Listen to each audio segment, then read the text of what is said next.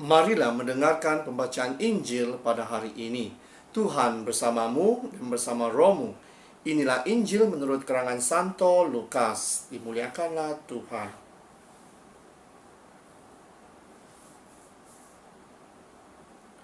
Ketika Yesus telah dekat dan melihat kota Yerusalem, ia menangisinya.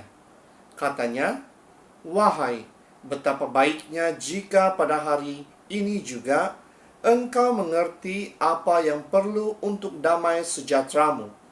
Tetapi sekarang hal itu tersembunyi bagi matamu. Sebab akan datang harinya bahwa musuhmu akan mengelilingi engkau dengan kubu, lalu mengepung engkau dan menghimpit engkau dari segala jurusan.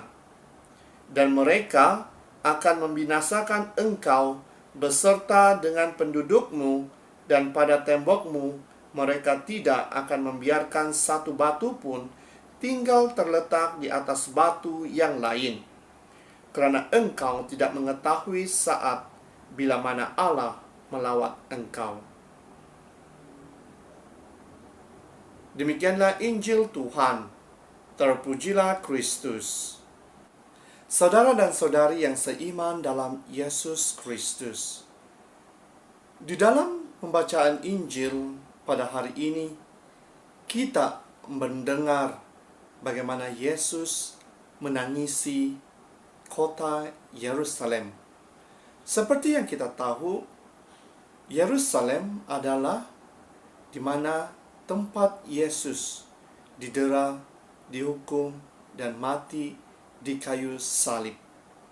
Dan Injil Lukas sentiasa memberitahu kita tentang perjalanan. Perjalanan ini adalah perjalanan Yesus sendiri. Kenapa Yesus menangisi kota Yerusalem? Ini karena jika orang-orang di kota Yerusalem itu tidak mahu bertobat, kota itu akan dihancurkan. Dan ini terjadi apabila orang-orang Babel menyerang kota Yerusalem dan mereka telah dijajah. Bukan itu sahaja, ini kita dapat lihat kehancuran kota Yerusalem oleh kerajaan Romawi pada abad ke-70.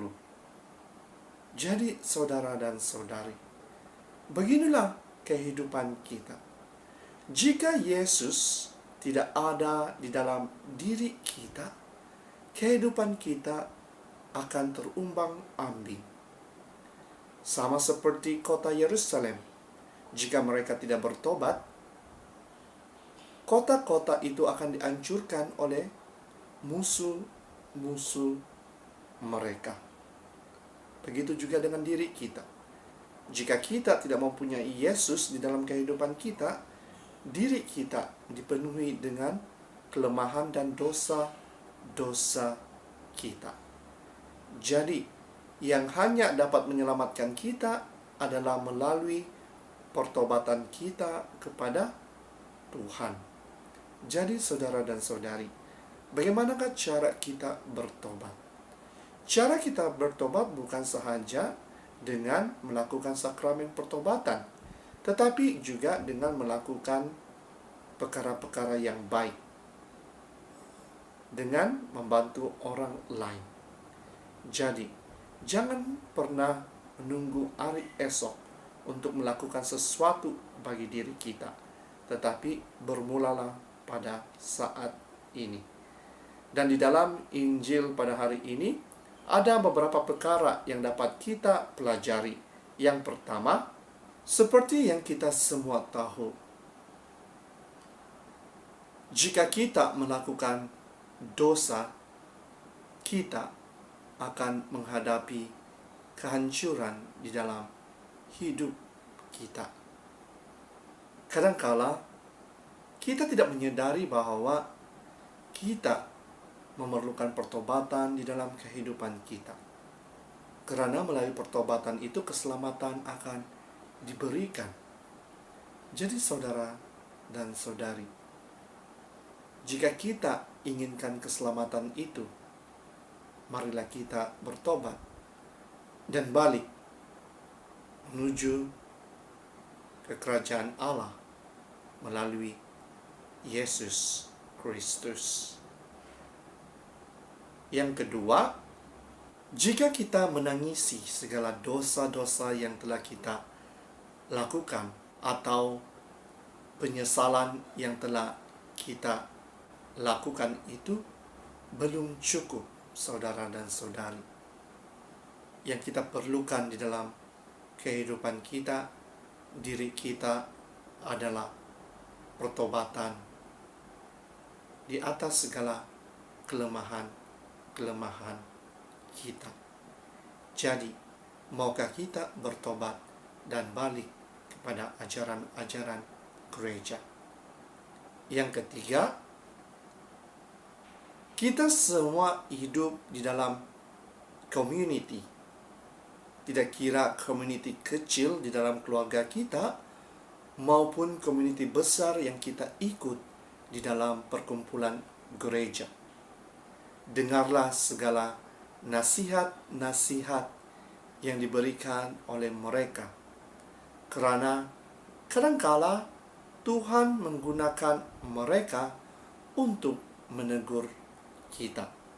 Dan teguran itu bukanlah untuk menjatuhkan kita, tetapi untuk membantu kita melihat diri kita, kehidupan kita, agar apabila kita mengetahui apa kelemahan kita, kita akan berusaha untuk mengubah cara hidup kita. Dan apabila kita berubah, di saat itulah kebahagiaan akan terpancar di dalam diri kita. Karena kita menyadari bahwa Tuhan tidak pernah meninggalkan kita, malahan Dia menggunakan orang lain menjadi suaranya untuk membantu kita di dalam kehidupan kita. Jadi saudara dan saudari, biarlah diri kita pada saat ini sentiasa menjadi orang yang membawa kedamaian dan keselamatan kepada semua orang. Dan semuanya ini dapat dilakukan jika kita bertobat dan balik kepada ajaran-ajaran yang disampaikan oleh Tuhan melalui gerejanya. Jangan jadi seperti kota Yerusalem apabila mereka tidak mendengar apa yang diperintahkan oleh mereka, dan kehancuran akan tetap terjadi di kota itu. Begitulah di dalam kehidupan kita. Jika kita tidak berubah, jika kita tidak bertobat, hidup kita akan hancur oleh dosa-dosa yang kita lakukan. Jadi saudara dan saudari, ambillah kesempatan pada hari ini untuk sentiasa memuji dan memuliakan Tuhan dan meminta pertolongan daripada Dia, agar Dia akan memberkati kita dan menggunakan diri kita untuk bersaksi baginya kepada semua orang yang masih mencarinya.